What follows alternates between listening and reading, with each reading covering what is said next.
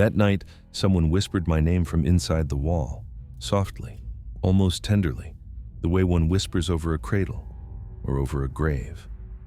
"Edward," the voice came again. I sat up sharply in bed. My heart was pounding as if something were trying to break out of my chest. The room was half dark.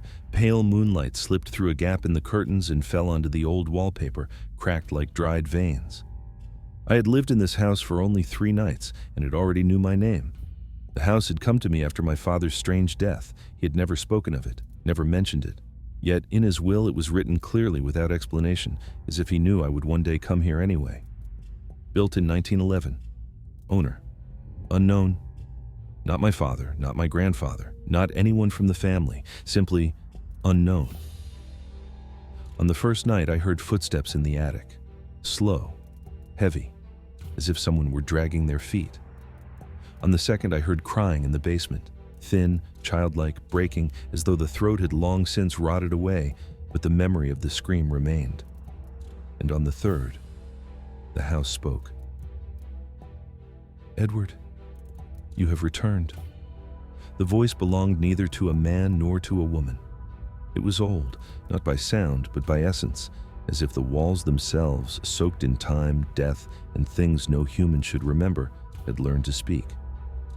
I slowly approached the wall, touched it with my palm. It was cold, but beneath my fingers I felt a faint pulsation, as if the house was breathing. "Who are you?" I whispered. Silence for a few seconds, then, "You are the last." At that very moment, every door in the house slammed shut at once, with a crash, with a crack, with a sound as if not doors, but coffins had been closed. The old clock in the hallway, which according to the realtor had not worked for decades, suddenly began to chime. 1 strike, 2, 3, 12. Though it was only a little past 3 in the night, with each strike, writing began to appear on the walls, names, hundreds, thousands. They emerged through the wallpaper like blood vessels under skin.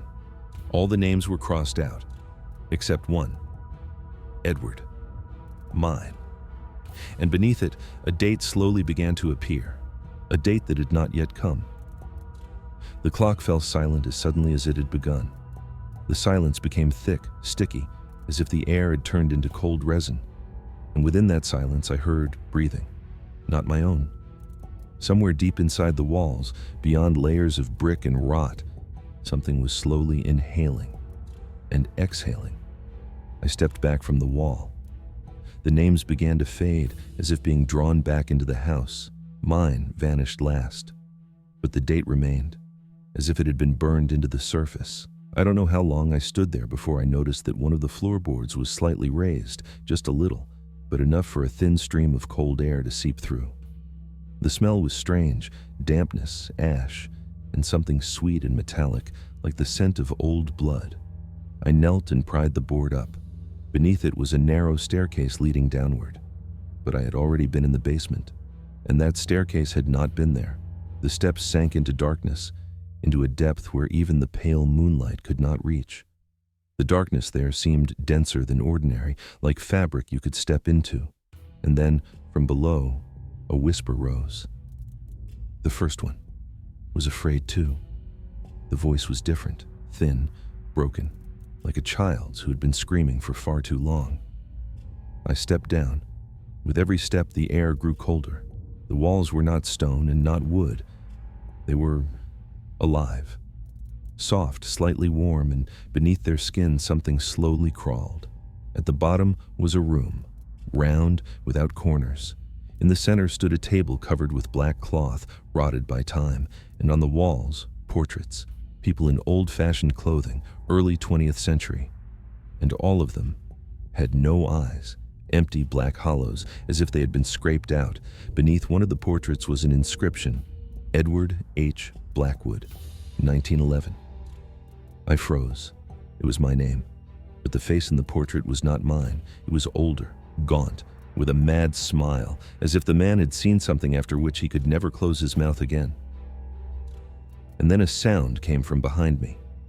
Slow, scraping, as if someone were dragging a heavy chain across the floor. I turned. From the darkness, a figure oozed forward. It did not walk. It did not crawl. It seemed to flow through the air, like a shadow that had lost its shape. Its face, if it could be called a face, was sewn shut, roughly, with thick thread, and from the gaps between the stitches seeped a black, viscous liquid. The creature lifted its head and said, "He built the house to imprison us." "Who is he?" I forced out. The shadow moved closer. The first Edward. And then the walls of the room began to move like the insides of a colossal beast, and scenes started to emerge upon them. People tied to chairs, children standing in a circle reciting words in a dead language, mirrors in which not faces were reflected, but emptiness. And a voice, no longer one, but dozens, whispered in unison. He wanted the house to remember souls, but the house learned to devour them. And now, you are next, Edward. A drop of black liquid fell from the ceiling. It landed on my hand, and the skin there slowly began to darken, as if someone were writing their name on me. The skin on my hand kept darkening, as if a shadow were spreading beneath it. It did not hurt, it grew cold, as though a chujaya zima had settled inside me. The stitched-faced creature slowly retreated into the darkness. "The room awaits," the walls whispered. "The one that does not exist." The staircase vanished behind me as if it had never been there, but ahead a door appeared. I knew with certainty this door had never been in the house. It was narrow, warped, as though it had grown into the wall like a rotten tooth into a jaw. The wood was covered with dark stains that looked like handprints, children's handprints. I pushed it open. The door groaned, and I found myself in a long corridor, lit by a dim, pulsating glow, as if the walls themselves were radiating pain. The floor was covered with an old carpet, soaked with the smell of dampness and something sweetly rotten. Children stood along both sides of the corridor. They were motionless, like dolls, and they had no shadows. Their eyes were too large for their faces, too dark. They were not looking at me, but through me, as if I were only a memory. One of them stepped forward, his lips parted. "You came too late, Edward." "Who are you?" I asked. "We are those the house remembered incorrectly." And then the corridor began to lengthen. It stretched like the intestine of some living creature, and at its far end another door appeared. A symbol was carved into it, a circle crossed by 3 lines. I recognized it. The same mark was on my father's old papers. When I entered, my heart nearly stopped. The room was a study. An old writing desk, books, candles, ink, and on the wall, a portrait of my father. Not a photograph, an oil painting. He was painted pale, with sunken eyes, as if the portrait had been made after his death. A diary lay beneath the portrait. I opened it. The last entry was written in a trembling hand. "The house is not a building, it is a vessel. The first Edward opened the door. I tried to close it. Now it is waiting for you. If you are reading this, the shadows are already inside you. Do not trust the mirrors. Do not answer the voices, and under no circumstances enter the lower room when you hear your name spoken in your own voice." At that moment, a whisper sounded behind me. My own. "Edward, come here." And in the far corner of the room, a door slowly began to appear. A door that had not existed a second before. It was made of mirror, and in the reflection stood me. But he was not smiling the way I smile, and his shadow was far too long. The mirrored door slowly opened by itself, without a creak, without a sound, like the eyelid of a corpse. Cold poured out from within, not the kind of cold that comes with winter, but the kind that rises from the earth, from the depths of graves.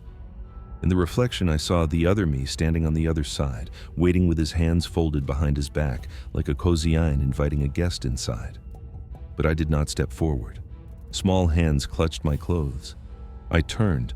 The same children from the corridor were standing close to me now. Their faces were twisted by fear and something else, longing. A longing so ancient it had become part of their existence. "Don't look at it," whispered the girl with eyes as empty as the night sky. "It will take your reflection. And then, your name." "We already lost ours," said the boy. "That's why we have no shadows." The room began to change. The walls dissolved like fog.